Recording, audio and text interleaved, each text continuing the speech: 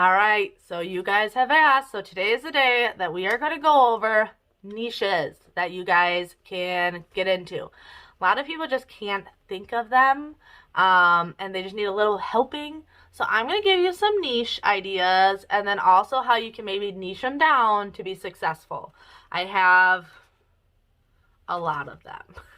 So we're going to go through them one by one, and hopefully one of these resonate with you guys. So if you haven't picked a niche, this will help you pick a niche. First idea is a planner channel. So a planner channel can be all over the board. Do you want to do planning for like college kids, for moms, for dads, weekly planners, daily planners? A planner channel, if you look up planning on YouTube, it's actually very trendy and very popular. So if you are like super organized, you got all the stickers, like you are one of those people, a planner channel can be a very successful channel here on YouTube. All right. Idea number 2 is a budgeting channel. So many people want to know like how to budget, what to budget, how to save money to buy that house, buy that car. A budgeting channel would be really good. And once again, you can niche it down to like budgeting as a college kid, budgeting as a single parent, budgeting family of 5. Like you can really get into a niche even with budgeting. It seems very broad, but take your specific situation and really go with that. All right, channel idea number 3 is a mommy channel. Of course, because hey, I do mommy content. Mommy content can be all over the place. You can be a mommy vlogger, you can be a mommy cleaning channel, you can be a mommy planner channel, you can be a mommy budgeting channel, cooking channel. Like mommy is very broad, but it does really well. So mommy channels are always good, and people always want to find someone that can like inspire them, give them ideas. And honestly, as stay-at-home moms, there's a lot of moms that just want to feel like they have a friend in the background, so they like to subscribe to people that they connect with. I know when I started watching mommy channels, that's why I did it. All right, next one is a gaming channel. Gaming channels can be very popular. Once again, though, you do want to niche down. So do something more specific like PS3. Is that even popular right now? I don't know. But PS3, VR, maybe a specific like popular app that people are playing. What is it? Balloon pop something my kids love. You can do it on a specific app, on a specific Roblox game. Gaming is always very popular. All right, next one is a fitness channel. And a lot of people think fitness channels are overdone, oversaturated. But I still think fitness is big if you niche into something specific. So if it's fitness for moms, people that have never worked out before, if you get into something specific, because yes, there's the Chloe Ting and people like that all over the place, but they're kind of meant for everyone. I feel like if you get into a fitness channel, even if you're not like super fit, but your fitness channel is going to be your journey of getting fit, like those I think are really good channels, and people like following people's journeys. So I think a fitness channel is a fantastic idea to get into. Beauty channels, you guys all have your favorite beauty gurus, and it is still a very good one to get into, and there are still a lot of areas that are not touched. You look at beauty channels, most of them are these 20-year-old girls, maybe even 30, doing these makeup tutorials. But what if you're a little bit older, and you want to get with like the baby boomer community or older millennials or things like that? If you went specific for makeup over 30, makeup over 40, makeup over 50, those I think would do really well. Or doing budget versus high-end like dupes, that would be another really good option when it comes to a channel. You could do just eye makeup, just how to contour.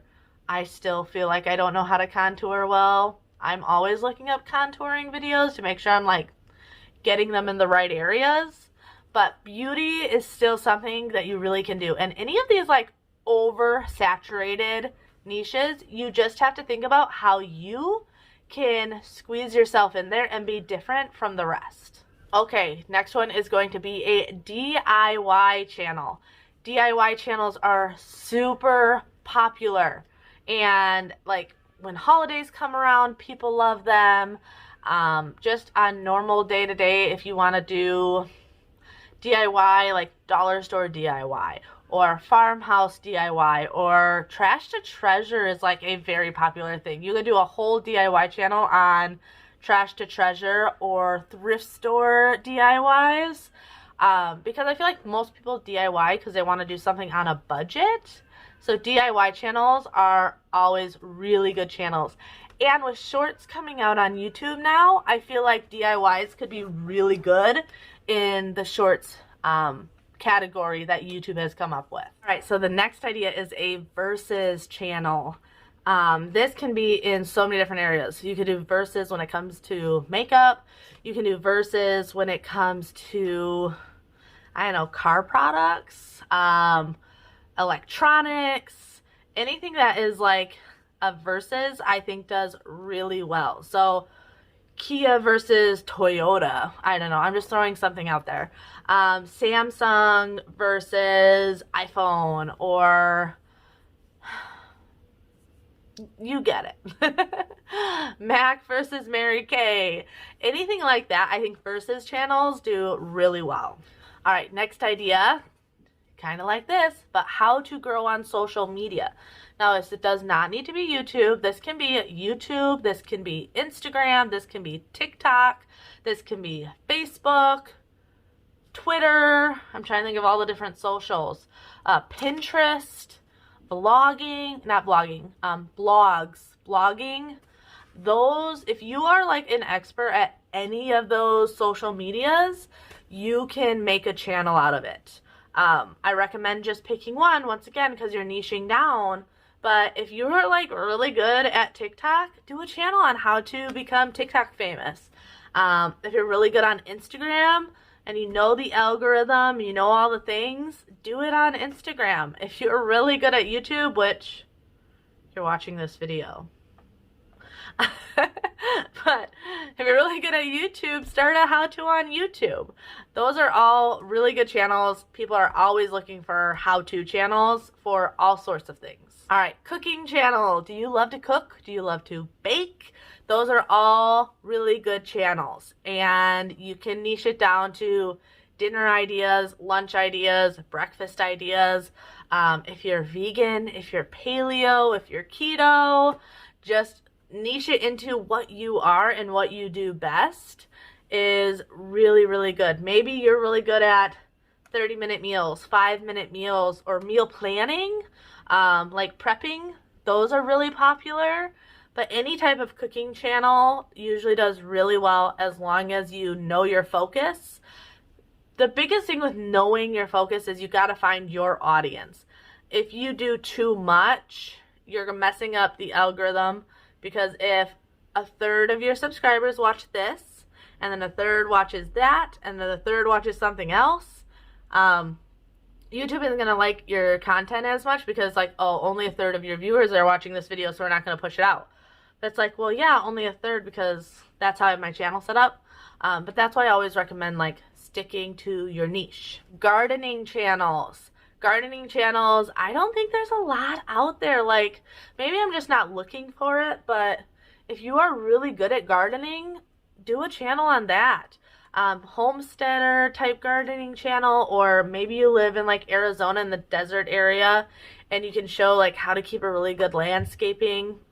Florida, I know, can be hard to have like the lush, it's lush, but it's just different than northern plants.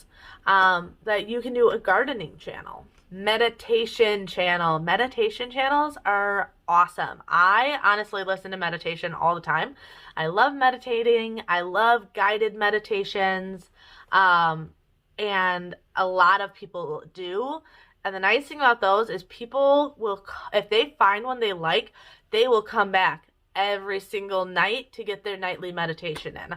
I know I do. I have about 5 that I listen to over and over and over again. So guided meditations are huge, or just traditional meditations are very, very big. And you could kind of go out of the box with a meditation. I feel like a lot of meditation channels is just like a pretty picture and then just their voice. But if you live in a really pretty area, let's say you're at the beach and you could film yourself like actually meditating, and then have like the voiceover or something like that, I could see that doing really well because it's different, at least than what I've seen here on YouTube. Next one is a hobbyist channel. Do you have a hobby that you love? That can probably go on YouTube. I just recently talked to my mom about this, about starting a ride with me type of motorcycle channel. I've never seen it before, but I could see people really enjoying, if she had like a GoPro on, riding the beach towards St. Augustine and just like having that, especially you would look outside right now, there is snow everywhere. No one here in Wisconsin is taking out their motorcycles. So maybe one of those people want their little fix and would watch a video just to get them out of their winter depression. Or fishing channels, those do really well. But any type of hobby like that, my kids love watching parkour channels where the guy has a GoPro and he's parkouring throughout the city. Those are all really good. Any type of hobby, if it's your hobby, that's probably other people's hobby and they're going to enjoy it as much as you do. All right, well, if you guys want some more channel ideas, let me know in the comments below. I could come up probably with another 20 or 30 more channel ideas, but I don't want this to get too long and boring for you guys, so I'm going to leave it there. But if you guys have any questions, leave them in the comments below. If you have video requests, leave those in the comments below. Otherwise, I will see you next time. Bye! Wait, did you click off yet? Don't forget to like and subscribe if you haven't yet. Bye!